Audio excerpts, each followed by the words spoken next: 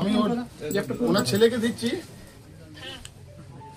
Hello, হ্যাঁ ভাই, আমি শুনেছি সব।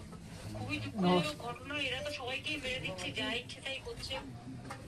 জঘন্যতম একটা রাজত্ব চলছে। আমি তোমাকে এটুকু বলতে চাই, তোমাদের পরিবারের পাশে আমরা ছিলাম, আছি, থাকবো। এবার বাবা তো চলে গেল, এবার যে জন্য চলে গেলো সেই জিনিসগুলো যদি ঠিক হয় তাহলে আবার কি আছে আবার। হ্যাঁ, ভিডিও হয়েছে।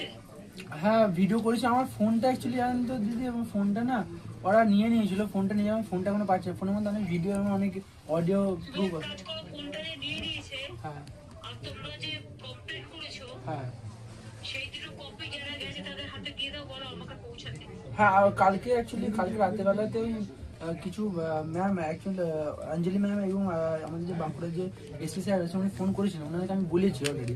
উনি আমার ফোনের আইএমএম নাম্বারটা আর আমার নাম্বারটা নিয়ে গেছে। ওনাকে বলে আমি ট্যাগ করে আমরা দেখছি।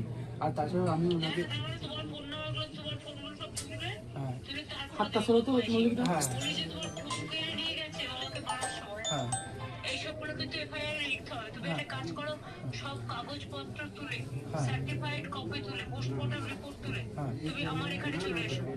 আচ্ছা আচ্ছা ওখানে কি আছে, সুখের মিত্রা আছে? হ্যাঁ দিদি, আর রয়েছে। হ্যাঁ, তুমি একদম ওদের কাগজপত্র সব নিয়ে ওকে নিয়ে আমার কাছে কালকে বিকেলে চলে এসো। কাল বা পরশু। আমার মনে হয় এখনো পোস্টাল দেরি আছে, রিপোর্টটা রিপোর্ট পেলে যাবে। ফোন দেখে ঢুকিয়ে দিচ্ছে জানিনি। রিপোর্ট, এফআইআর কপি সবকিছু পেলে 3-4 দিনের মধ্যে আমার কাছে চলে এসো। ঠিক আছে। আর দিদি আপনাকে অনেক অনেক ধন্যবাদ যে আপনি যে ফোন করেছেন, এটা বিশাল বড় ব্যাপার দিদি।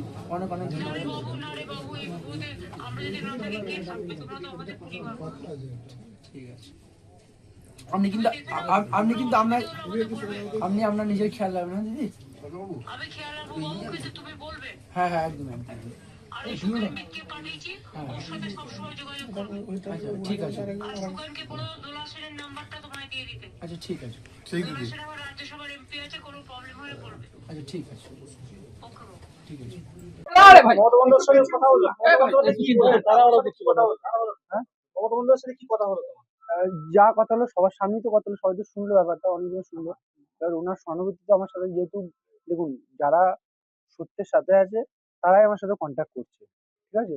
যারা চাইছে যে আমাদের দেশের এডুকেশন সিস্টেম ঠিক হোক, আর ঠিক হোক, তারাই পাশে আছে। আই থিঙ্ক আমি জানি না কি হয়েছে, আমারও একটু মেন্টাল প্রেশার আছে। আমি ঠিকভাবে আইডেন্টিফাই করতে পারছি না কার কি মেন্টালিটি এটা করছে আর করছে। কিন্তু উনি যে ফোন করেছেন, দিদি যে আমাকে কিন্তু ফোন করেছে, এটা একটা বিশাল বড় ব্যাপার। যেহেতু উনি আমাদের রাজ্যের এক্স চিফ মিনিস্টার, সবাই জানে। ঠিক আছে?